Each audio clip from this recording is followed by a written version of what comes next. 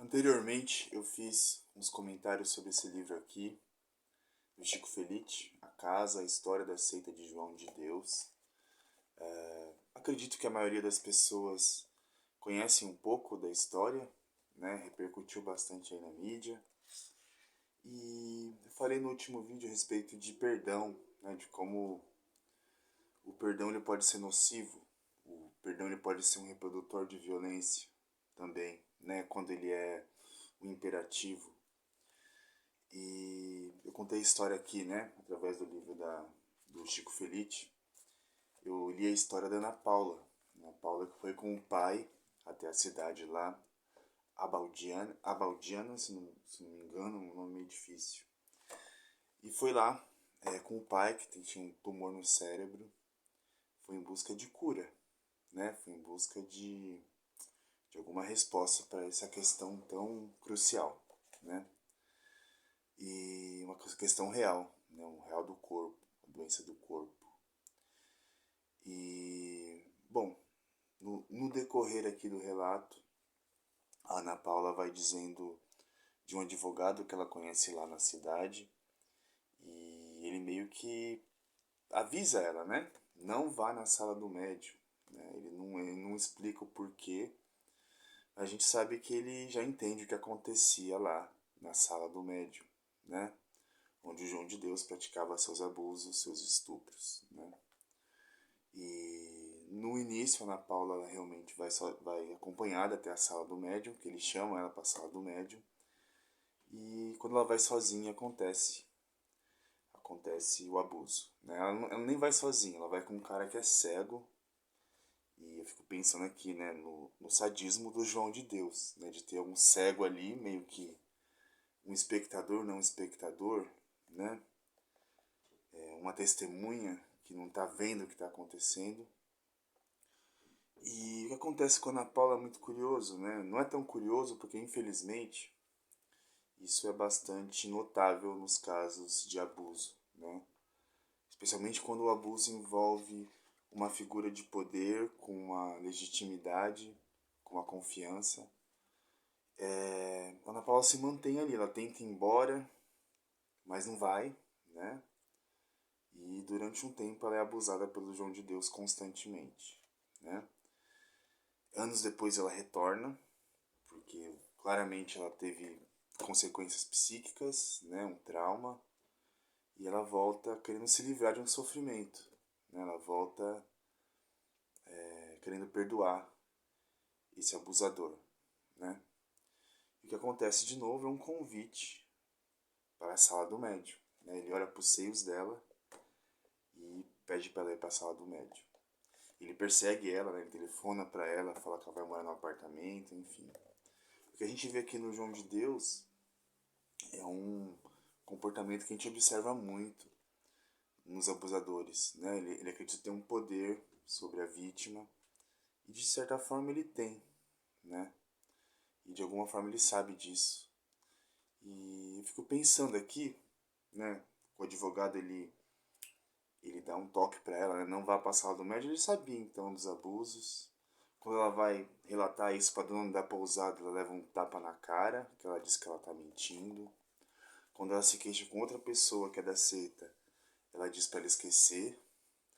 Então a gente vai observando que ali existia um pacto de silêncio, né? O João de Deus, sendo quem ele era, de alguma forma a cultura, aquela microcultura também, ela permitia que acontecessem os abusos, naturalizava esses abusos, né?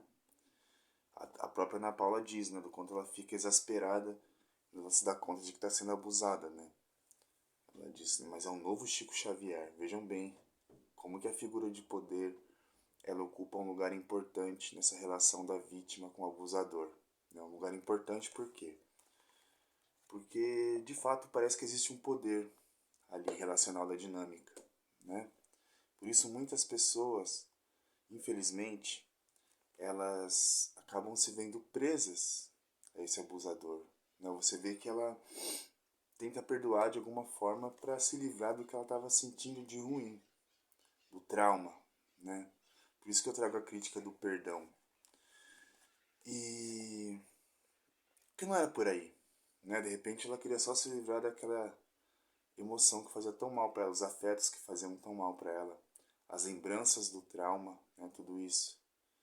E como a gente vive numa cultura que exalta bastante o perdão, que impõe o perdão como um imperativo moral, então parecia até razoável que ela quisesse perdoar esse cara, né?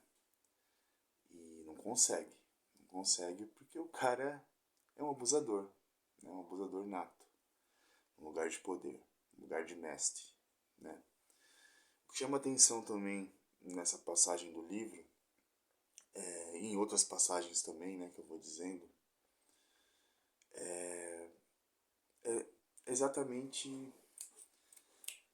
essa posição da comunidade, né? A posição de manter as coisas como estão, né?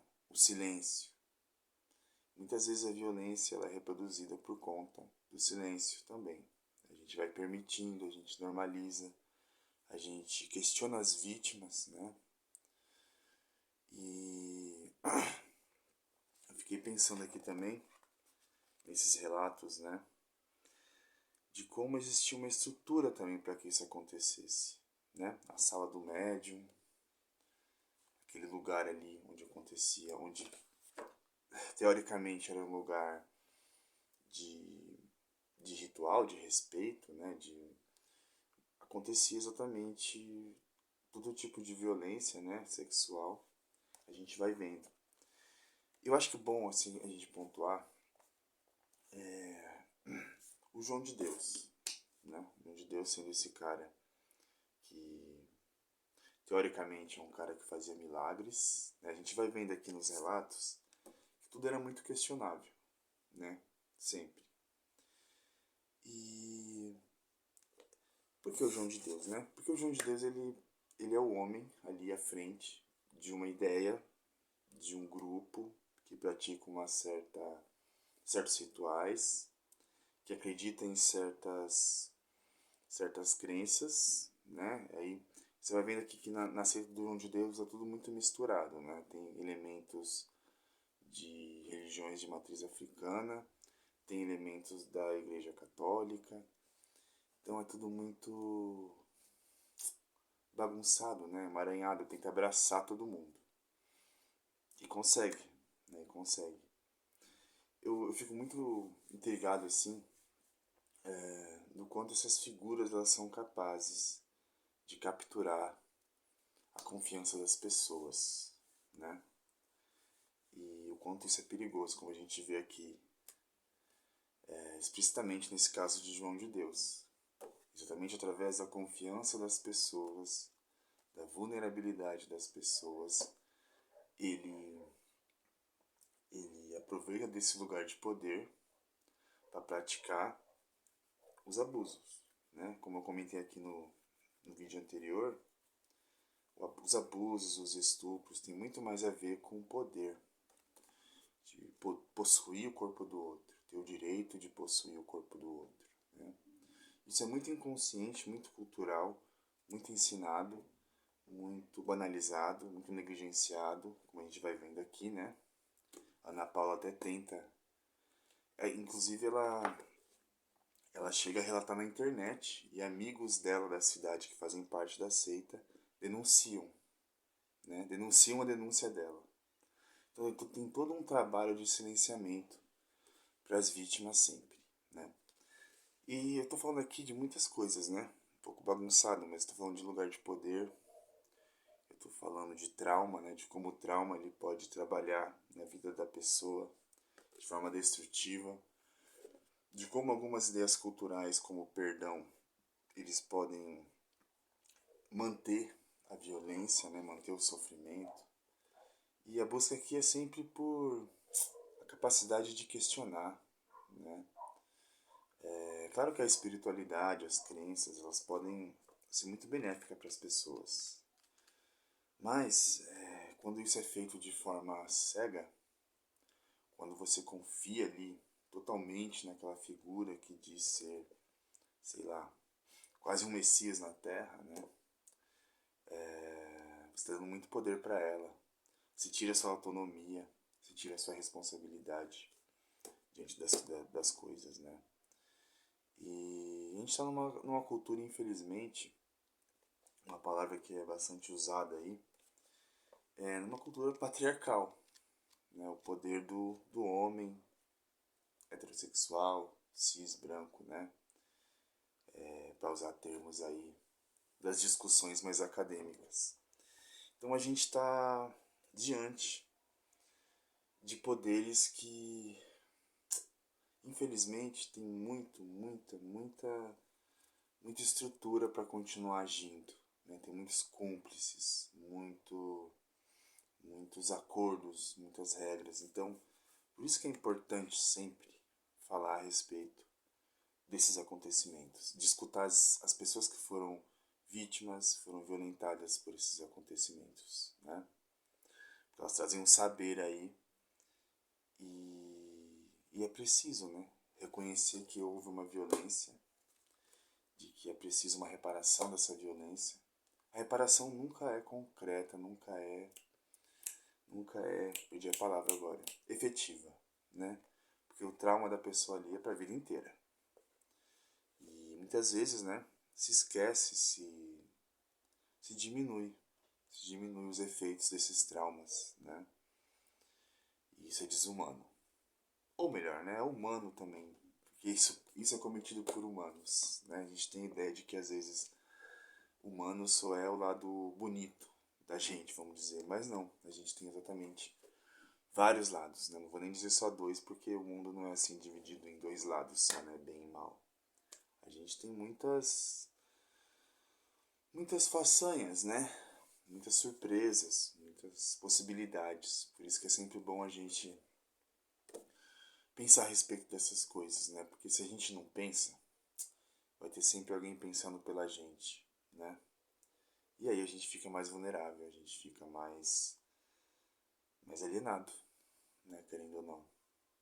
Então é isso, eu acho que eu quis complementar um pouquinho do outro vídeo, não sei se consegui, porque são assuntos muito delicados, né? Muito delicados.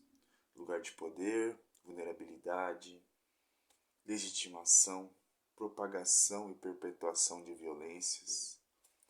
Cabe a nós, como pessoas humanas, sujeitos na sociedade, sujeitos desejantes, a gente tentar transformar um pouco esse tipo de coisa, né? Para que diminua, né? A gente também não tem a esperança de que desapareça isso, porque o ser humano, como eu falei, ele é uma contradição violenta por vezes. Mas a gente precisa superar isso, né? Superar da melhor forma que a gente pode. E a gente pode.